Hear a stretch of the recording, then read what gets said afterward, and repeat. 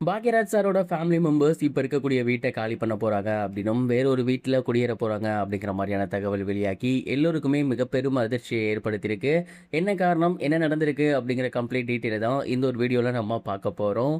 பிரபல சினிமா இயக்குனரும், நடிகருமான பாக்யராஜ் சார் சமீபத்தில மாரடைப்பு காரணமாக இறந்து போயிருந்தாரு. அவரோட மறைவு நமக்கு மிக பெரும் துயரத்தை ஏற்படுத்தி இருந்துச்சு. தொடர்ந்து திரைப்பிரபலங்களும், அரசியல் பிரமுகர்களும், ரசிகர்களும் தங்களோட கண்டோலன்ஸ பதிவிட்டிருந்தாங்க. அத தொடர்ந்து இப்ப அவர் இறந்து போய் கிட்டத்தட்ட 4, 5 நாட்கள் ஆகுது. இருந்தாலுமே ஏகப்பட்ட செய்திகள் அவர பத்தி வெளிவந்துட்டு இருக்கு. அவங்களோட ஃபேமிலில என்ன நடக்குது அப்படிங்கிறதும் தெரிய வந்துட்டு இருக்கு.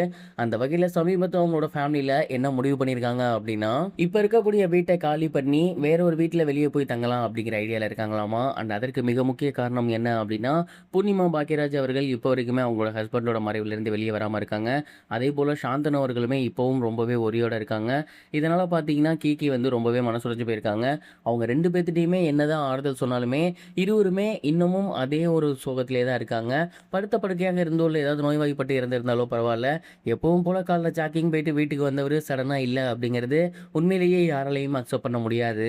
இந்த ஒரு காரணத்தினால சாந்தனும் சரி, அவங்களோட அம்மாவும் சரி தொடர்ந்து அதே ஒரு நெனப்பிலே தான் இருக்காங்க. இந்த வீட்ல இருக்க வரைக்குமே தொடர்ந்து பாக்யராஜ் சார் ஃபோட்டோவ பார்க்கறது, அவங்க ரிலேட்டடா நெறைய பேர் வந்து பேசுறது, அவங்களுக்கு இன்னமும் அதே நெனப்பிலே தான் இருக்க வச்சிருக்கும். அதனால கீகி என்ன முடிவு பண்ணியிருக்காங்க அப்படின்னா, பாக்யராஜ் சாருக்கு செய்ய வேண்டிய சடங்குகள் இருக்கு இல்லையா? லைக் 16ஆம் நாள் காரியம்லாம் இருக்கு இல்லையா?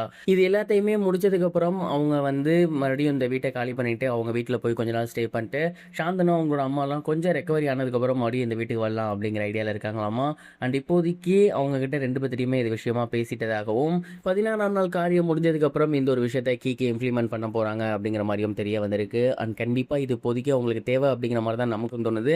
நீங்க இத பத்தி என்ன நினைக்கிறீங்க? மறக்காம உங்களோட தாட்ட கமெண்ட் பாக்ஸ்ல ஷேர் பண்ணுங்க. இது ஒரு புறம் இருக்க, மணிரத்னம் மற்றும் விஜய் சேதுபதி இவங்க 2 பேரும் சேர போற படத்துக்கு இன்னும் ஷூட்டிங்கே ஆரம்பிக்கல. ஆனா அதற்காகவுலயுமே ப்ரீ பிசினஸ் அப்படிங்கிறது கிட்டத்தட்ட பல கோடிகள தாண்டியிருக்கு அப்படிங்கிற செய்தி வெளியாகி எல்லோருக்குமே மிகப்பெரிய ஒரு ஷாக்கிங் ஏற்படுத்தியிருக்கு.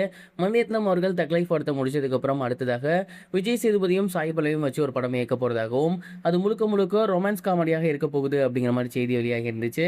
அத வந்து அவங்க உறுதியும் படுத்தியிருந்தாங்க. அந்த படத்தோட படப்பிடிப்பு இன்னும் ஸ்டார்ட் ஆகல. ஆனா அதற்குள்ளாராகவே கிட்டத்தட்ட 43 கோடிக்கு பிசினஸ் வந்து சேல்ஸ் ஆகியிருக்கு. குறிப்பா ஏ.ஆர். ரஹ்மான் அவர்கள் இசை அப்படின்னோனே, அந்த இசைக்கான உரிமம் வந்து 18 கோடி போயிருக்கு. அது மட்டும் இல்லாம இந்த ஒரு காம்போக்காக Netflix வந்து கிட்டத்தட்ட 25 கோடிக்கும் மேல இந்த படத்த வந்து அவங்களோட சேனலுக்கு புக் பண்ணியிருந்திருக்காங்க. இந்த மாரி ப்ரீ பிசினஸ் மட்டுமே கிட்டத்தட்ட 43 கோடிக்கு நடந்திருக்கு.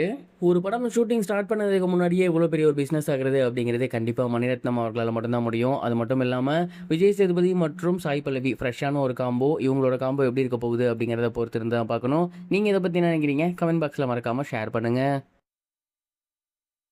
இதுவரைக்கும் கனெக்டிங் டிவிக்கு சப்ஸ்கிரைப் பண்ணனா மறக்காம சப்ஸ்கிரைப் பண்ணிக்கங்க.